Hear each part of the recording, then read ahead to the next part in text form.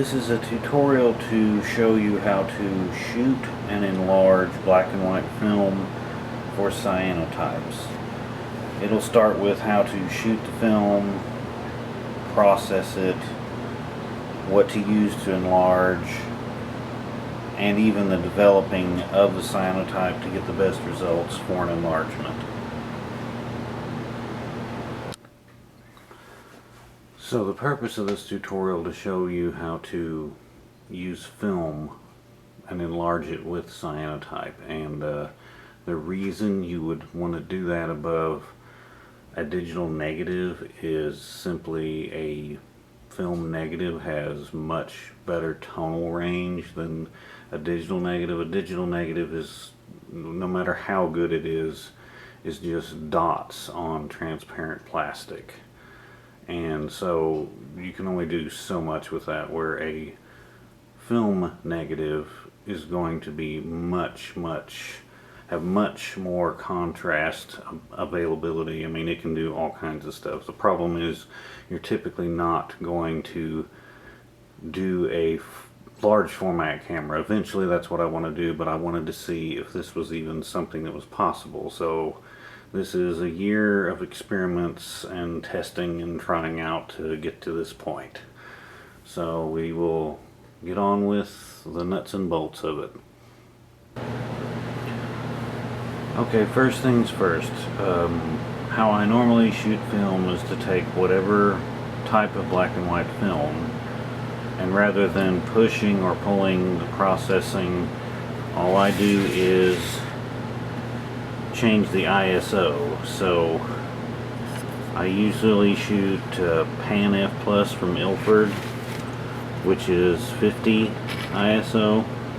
So what I'll do is I'll change it on the camera from 50 to 100. This makes sure that it's light enough or not as dense to let as much light through as possible to enlarge it without having to worry about developing it just right. Especially if you do not develop film yourself, you can send it off and know that it's going to be where you need it to be. This is showing the negative density. So this is shot at box speed. This is shot doubling the ISO on the camera, so it'll allow more light through, and which is what you need for cyanotypes. If you're doing some other type of alternative printing, you might want a denser negative, but for cyanotypes you definitely want this. So all you have to do is double the ISO and you'll get a less dense negative. Other than a camera, the fundamental part of enlarging anything is a way to project it. You could do this in an enlarger if you have one. You would simply change out the light source, but the enlarging lenses are typically not fast enough. Projector lenses work best for this from all the tests I've done. You could technically put a projector lens on an enlarger. It's just challenging to do that, and it's also, like I said, enlargers are expensive. I bought this projector from a local antique shop for $15. All I did was remove the outer shell. There was a filter here that I took out, which I'm assuming has something to do with removing heat, because the bulb that was in it generated a lot of heat. The condenser lenses are left in. I removed all the other stuff on it because it wasn't relevant to this. This is just a cardboard film holder just to hold it in place. As far as the light source, it is literally just a 10 watt 380 nanometer UV LED. 380 nanometers seems to be the best. I tried 5 different specific wavelengths of LEDs, and this one worked the best. And all you need to do this is have the 380 nanometer LED and some thermal glue. You have to kind of play around to see the distance and all that to get it just right. A little buck converter to change the voltage for the correct amount for the LED, a fan, and a power adapter, which is 12 volts, 2 amps in this case. Getting it lined up really has to do with just turning the LED on, like I said, with some thermal paste, getting it moved around until the light is right where it needs to be, which you kind of have to play around with. Once all that's done, then you can use it for enlarging. But key point, a slide projector, preferably this kind. The kind with the carousels do not work. I've tried that and they're just terrible. But slide projector, remove the green filter they all seem to have. I'm not 100% sure why that's there. And then a 380 nanometer UV LED on a heatsink with thermal glue, not paste but glue, and then a buck converter, fan, and power adapter. And that's all you need for the projector side. Another critical component to getting all of this to function is an ultraviolet target. So the simplest and easiest thing to do is to just take a regular piece of watercolor paper and cover the whole thing with highlighter.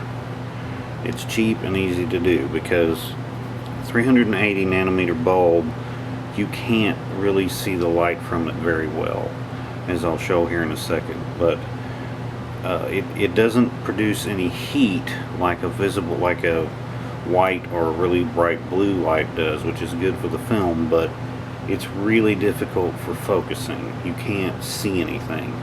So two things: one, to get your LED centered and at the right focal length from the condenser lenses to function, and two, for focusing just for the purpose of enlarging, you'll want to make this so you can figure all that out. So I'll show you what that looks like.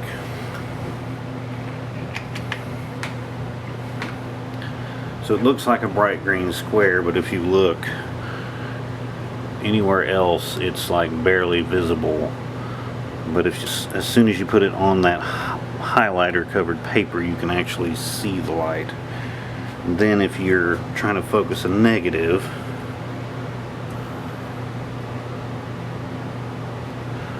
you'll see that here.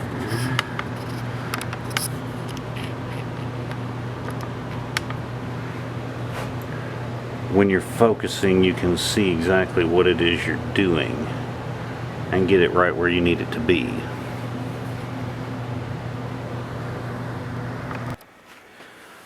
Okay, I've put the target board on a piece of cork board, and that's how I project the image onto the cyanotype paper. So first hang up your target and then focus it in as sharp as you can get it.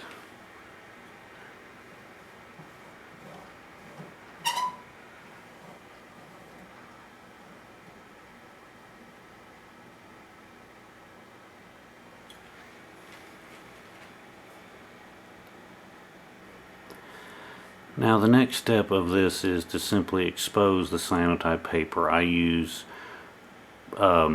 regular tacks to hold it onto the cork board and then turn the projector on. It's already focused to the same length, focal length and all that, because the other paper is identical. And then you turn the projector on. There are a few things to note here. Exposure times are much longer than if you were printing out, simply because of the nature of how this works.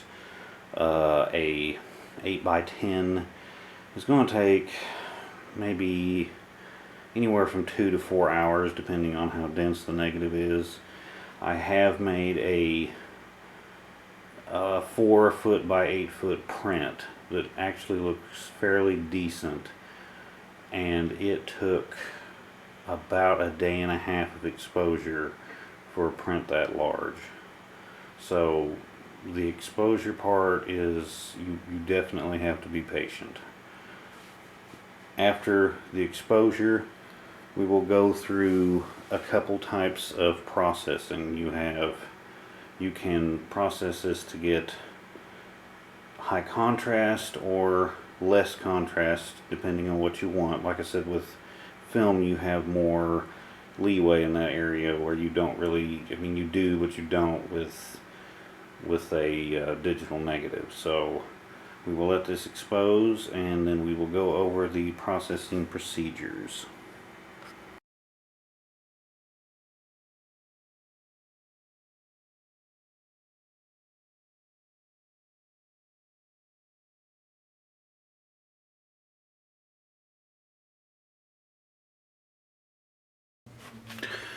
Okay, so the exposure time for this negative was exactly 3 hours. Now here's the difference in processing. You don't use water if you want more tones or tonal range. You use plain white undiluted vinegar.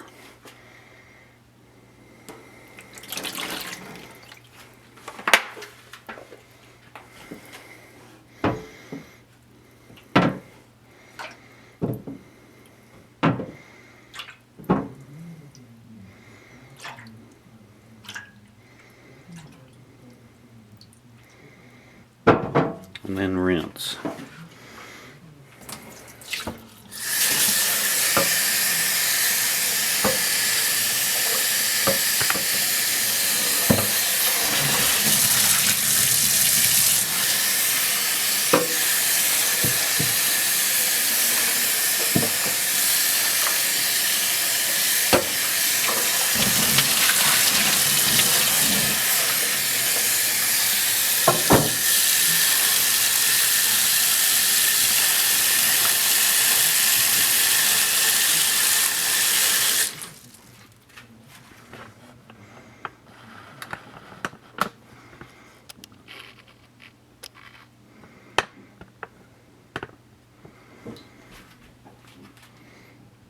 You have better shadows and better contrast all around with using the film negative and vinegar.